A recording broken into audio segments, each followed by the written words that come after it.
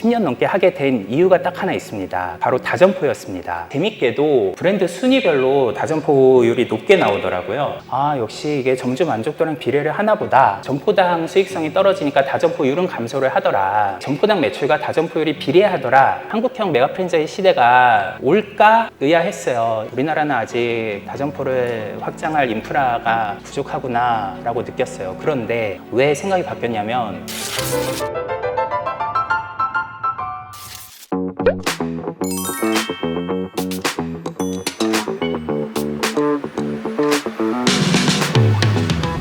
안녕하세요. 상토의 노승욱입니다. 자영업 시장을 제가 한 10년 넘게 취재를 했거든요. 제가 2011년에 입사를 했는데 그때 한국기자협회에 등록된 기자가 2만 명이라고 했거든요. 그 중에 자영업을 저처럼 취재하는 기자는 정말 없습니다. 유일합니다. 거기에는 이제 이유가 있었어요. 처음에는 재미가 없었어요. 창업이라는 자영업 시장에 다른 기자들도 취재를 안 하는 인기 없는 출입처였는데 10년 넘게 하게 된 이유가 딱 하나 있습니다. 바로 다점포였습니다. 너무 신기했어요. 그러면 싹 조사를 해보자. 브랜드별로 제가 다 연락을 돌렸습니다. 일주일 만에 제가 50개 브랜드의 다점포율을 조사를 했어요. 다점포 점주가 얼마나 되세요? 물어보면 그게 뭐예요?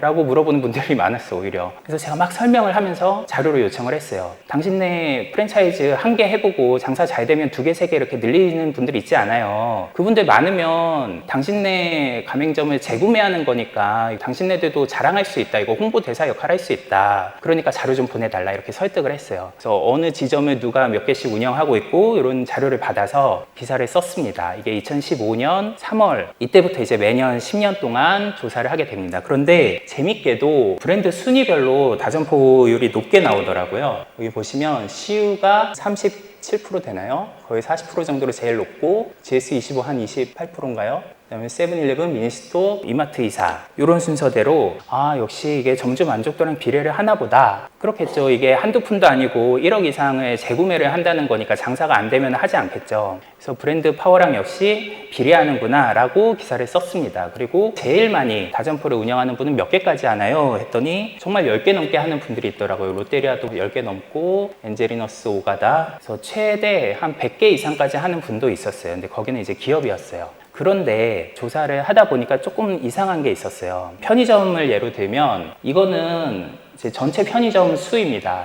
한 89년에 우리나라 편의점이 처음 생겨나서 한 번도 꺾이지 않고 매년 많게는 1년에 한 3, 4천 개씩 늘어났어요. 그런데 다점포율은 이미 2015년을 정점으로 꺾이기 시작을 했어요. 당연히 이제 점포당 수익성은 떨어지겠죠. 포화도가 높아지니까. 그래서 이때부터 한 8년 연속으로 지금 계속 다점포율이 감소하고 있습니다. 그런데 본사들은 이 그래프만 가지고 창업 설명회에서 창업을 유도를 하고 있는 거예요. 지금 1인 가구가 계속 늘어나고 있고 지금 편의점 시장이 성장하고 있다. 하지만 현실은 이랬던 거죠. 제가 16년 때는 모든 브랜드에서 다점포율이 늘어났으니까 편의점 5사 눈에 띄는 추가 출점 본물이라고 기사를 썼지만 2018년에는 편의점 외식 치킨의 다점포율은 감소하고 가맹점만 늘어난다. 투자형 점주가 떠난 자리에 생계형 점주들이 들어와서 상투를 잡고 있다. 경고성 기사를 썼습니다. 점포당 수익성이 떨어지니까 다점포율은 감소를 하더라. 점포당 매출과 다점포율이 비례하더라. 그래서 다점포율이 내년도 프랜차이즈 트렌드의 선행지표가 될 수 있다라는 거를 이제 제가 기사로 써왔는데 그거를 한번 숫자로 한번 확인을 해보자 해서 5년치 다점포율과 5년치 점포당 매출이 상관관계를 회계 분석으로 이제 교수님들이 해주셨어요. 그랬더니 정말로 선행지표로 활용할 때는 뭐 유의하다, 동행지표로도 유의하다, 점포수는 매출액 증감을 설명하는데 유의하지 않다 이렇게 나왔습니다. 과학적으로 확인이 된 거죠. 그런데 앞에서 말씀드렸죠. 기존의 프랜차이즈들은 점포수 늘어나는 거 가지고만 시장이 성장하고 있다. 호도를 한다는 거죠. 저는 이걸 가지고 프랜차이즈 트렌드라는 책을 쓰면서 뜨고 지는 아이템, 투자형 점주는 알고 있다. 이렇게 부제를 달았어요. 시장의 트렌드를 적극적으로 공부를 하시고 캐치를 하시니까 더 빨리 기회를 잡으시고 지는 아이템에서는 빨리 탈출하신다, 이런 얘기였죠. 그래서 이렇게 여러 개 하는 분들을 인터뷰를 하면서 공통점을 캐치를 했어요. 사업소득을 임대소득보다 더 잘 버시더라. 다점포를 여러 개 할 정도면 대출 좀 땡기면 건물주 될 수 있거든요.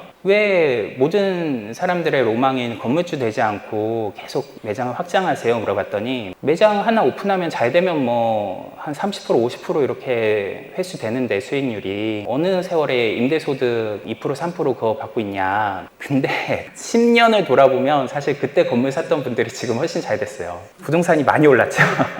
근데 그 당시에는 버는 족족 막 줄 서고 잘 되고 이러니까 엄청 재미를 느끼셨죠. 두 번째, 고용을 창출해서 사회에 공헌하는 보람을 느낀다. 이거는 사실 사회에 공헌이라기보다 내가 뽑은 직원들 잘 되게 해주고 싶은 마음이죠. 그 마음이 있어야 다점포가 운영이 되는 것 같아요. 오토가 있어야 되니까. 세 번째, 이 상권에서 이 아이템으로 하면 잘 될 것 같은데 그거를 한번 테스트해보고 싶은, 어떤 분은 이제 창업 중독이다라는 표현도 쓰셨어요. 자아 실현인 거죠. 그런 거 이제 들어맞았을 때 막 쾌감을 느낀다. 아, 이렇게 해서 이제 다점포가 확장이 되는구나 라고 이제 우리나라에서도 느꼈고, 근데 제가 정말 놀랐던 게 미국에선 이미 다점포율이라는 개념이 있었어요. 저는 제가 만든 거라고 생각을 했는데 한 20년 전부터 이거를 미국에서는 조사를 해왔고 아예 이렇게 이론적으로 정립이 돼 있더라고요. 처음에는 미국도 1960년 초반까지는 한 개 가맹점을 운영하는 생계형 점주 중심이었다가 8, 90년대부터 동일 브랜드로 다점포 운영하는 투자형 점주가 확산이 됐고, 그 다음에는 동일 브랜드가 아닌 다브랜드로 다점포를 운영하는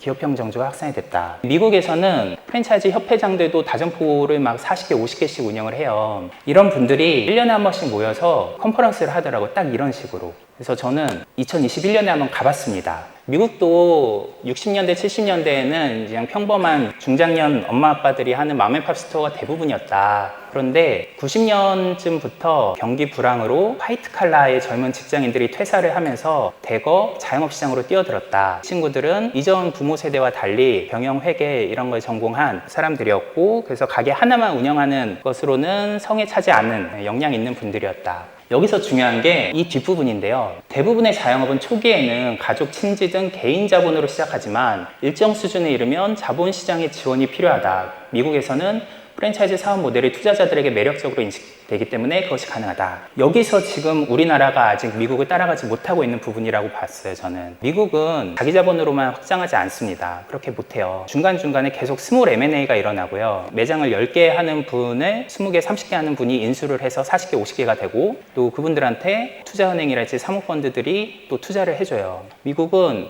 프랜차이즈 브랜드가 3,500개, 가맹점은 약 45만 개인데 다점포로 운영하는 비율이 전부 한 50% 이상 되죠. 그러니까 미국은 생계형 점주들은 잘 없다는 거예요. 우리는 이 반대죠. 생계형 점주들이 80% 되죠. 미국은 직원들에 대한 HID 시스템이 갖춰져 있습니다. 서빙을 하면서 이제 가게에 들어왔더라도 점점 승진을 시켜서 외식업 전문가로 육성을 해준다는 거죠. 이렇게 비전을 제시하고 커리어 패스를 제시를 해야 우수 인재들이 장기 근속을 하고 그 외식업이 발전을 할 수 있는 거죠. 근데 우리나라는 생계형 점주들이 대부분이니까 잘해도 최저임금, 못해도 최저임금. 그러니까 우수 인재가 장기 근속할 유인이 없다. 재밌었던 게 고용 측면에서 메가 프랜차이즈는 순기능이 있다고 보는 게 다점포 점주의 랭킹을 발표를 해요. 한 10년 가까이 MPC 인터내셔널이라는 회사가 1등을 사수를 해왔어요. 코로나 때 MPC 인터내셔널이 무너졌습니다. 부도가 났어요. 그런데 MPC 인터내셔널이 운영하던 피자원 매장 937개와 웬디스라는 패스트푸드 프랜차이즈 194개를 플린 레스토랑 그룹이라는 또 다른 메가 프랜차이즈가 인수를 했고 그 고용을 다 승계를 했습니다. 그래서 피자헛 937개, 웬디스 194개를 포함해서 2,355개의 초대형 메가 프랜차이즈가 등장을 하게 됐고요. 지금까지도 이제 플린 레스토랑 그룹이 1등을 하고 있어요. 그러면서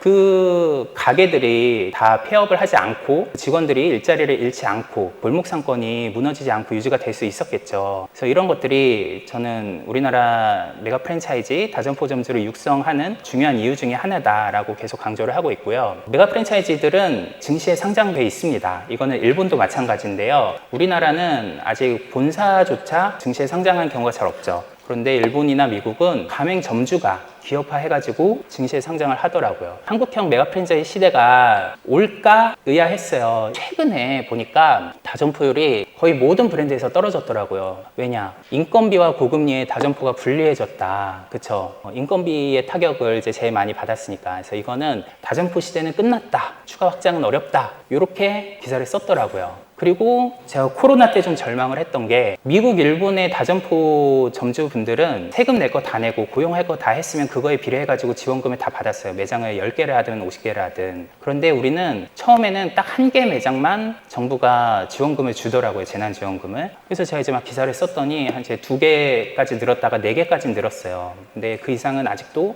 지원을 안 해주고 있어요. 그러다 보니까 다점포 점주분들이 다 명의를 쪼개기 시작을 했어요. 이런 거를 보면서 우리나라는 아직 다점포를 확장할 인프라가 부족하구나 라고 느꼈어요. 그런데 왜 생각이 바뀌었냐면 우리나라의 자영업자 비율이 25%가 넘었거든요. 불과 5, 6년 전만 해도. 그런데 한 5, 6년 사이에 20%가 무너졌습니다. 다점포 점주분들이 오히려 선방을 하고 있었던 거예요. 생계형 점주분들이 무너지는 속도가 더 빠르더라. 그리고 세대 교체가 되고 있더라. 자영업자의 20%가 MZ 사장님이다. 제가 한 3, 4년 전에 백종원 대표님 인터뷰를 요청을 했대. 이렇게 얘기를 했어요. 그래도 우리나라 좀 자영업 어려운데 좀 살릴 방법 없을까요? 했더니 답이 없어요. 한 세대가 흘러야 돼요. 하더라고요. 근데 한 세대가 흐르고 있습니다. 이제 세대 교체가 되고 있어요. 젊은 자영업자들은 잘 하고 있고 최근에 생겨난 옥된장 다점포율 저희가 연초에 조사했을 때 50% 됐고요. 100억 커피 또 한 145점 중에 33호점 이렇게 계속 늘어나고 있다.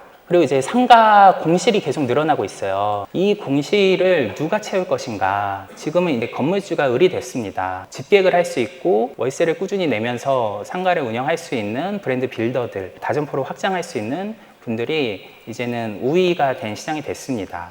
그래서 생계형 점주들이 못 버티고 나오는 시장에 다점포 점주분들이 더 좋은 조건으로 어떤 분은 월세를 절반에 깎고 들어가기도 하고 렌트프리를 1년을 받고 가기도 해요. 그런 유리한 환경이 조성이 될 거다. 그래서 앞으로 초토화된 자영업 시장에 한국형 메가 프랜차이즈들이 고용을 담당하면서 골목 상권을 생태계를 유지를 해 나갈 거다라고 저는 봅니다. 제가 2020년쯤에 썼던 기사인데요. 코로나 시대에는 생계형 점주는 보호를 하고 근데 투자형, 기업가형, 다점포 점주들은 육성을 하자. 그래서 미국처럼 고용과 납세의 의무를 다 하면 지원을 해주자.